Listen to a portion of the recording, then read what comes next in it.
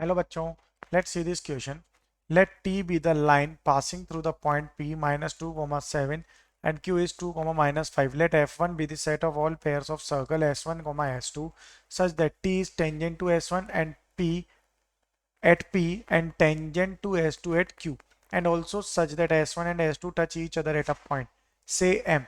Let E1 be the set representing the locus of M as the pair S1, S2 varies in F1. Let the set of all straight line segments joining a pair of distinct points of E1 and passing through the point R1, 1 be F2.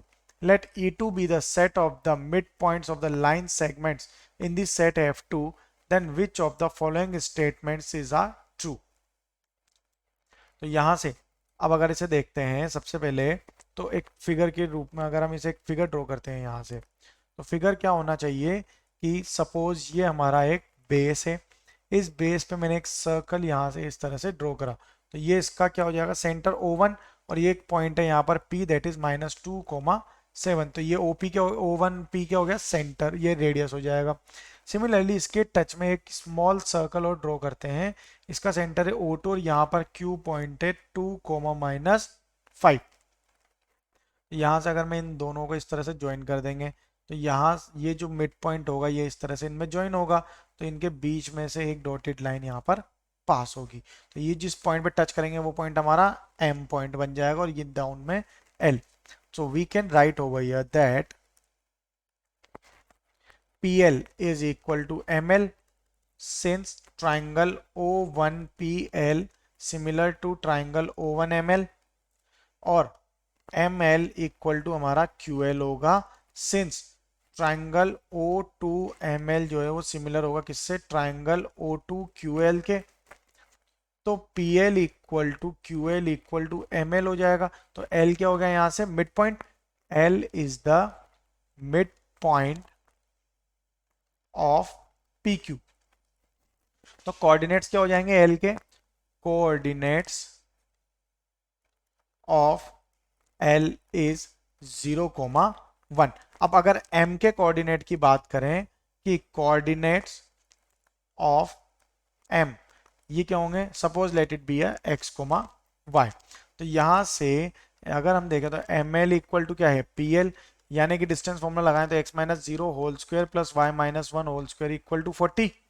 तो ये locus of M जो है वो क्या है, circle है with centre 0, 1, तो radius क्या है इसका, under root of 40, radius will be under root 40। So E1 equal to हो जाएगा x, y where x-0 whole square plus y-1 का whole square equal to 40। So clearly -2, 7 does not lie in E1, also 0, 3/2 does not lie in E1। ये दो point यहां पर आएंगे। अब यहाँ पे एक छोटा सा सर्कल अगर हम ड्रॉ करें, तो ये हमारा एक सर्कल है, ये L इसका सेंटर है 0, 1 जो भी हमने फाइंड करा, और यहाँ पे एक कॉर्ड ड्रॉ कर देते हैं। सो ये हमारी हो जाएगी F2 लाइन, यहाँ पे इसका परपेंडिकुलर है, ये 90 डिग्री एंगल बनाएगा। इसे अगर हम ज्वाइन करते हैं, यहाँ एक पॉइंट R आएगा जिसके कोऑर्डिनेट होंगे 1, 1। तो लोकस ऑफ पॉइंट क्या होगा इन E2 में, जो कि सर्कल होगा, that is coordinate of diameter that is L that is 0, 1। तो R क्या हो जाएगा, यहाँ पे R की कोऑर्डिनेट है 1, 1 है। So therefore E2 equal to क्या है हमारा, x, y। So x-0 into x-1 plus y-1 into y-1 is equal to, ये हो जाएगा यहाँ पे 0। ठीक है, तो ये क्या हो गया, that is E2 is equal to x, y for x into x-1 plus y-1 का होल स्क्वायर इक्वल टू 0। तो यहां से जो कोऑर्डिनेट्स बनेंगे वो कोऑर्डिनेट्स क्या बन जाएंगे, 4/5, 7/5, 1/2, 1। ये क्या करेंगे, E2 पे लाई नहीं करेंगे। So our correct statement is the point 4/5, 7/5 does not lie in E2, correct.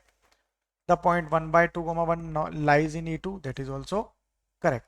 It means option 2 and 3 is sorry, this one is wrong because ये lie नहीं करेगा, ये पॉइंट में भी हमने यहाँ पे फाइंड किया लाई नहीं कर रहा, तो द पॉइंट 0, 3/2 ये करेक्ट होगा। यानी कि option 2 and 4 is correct. Best of luck.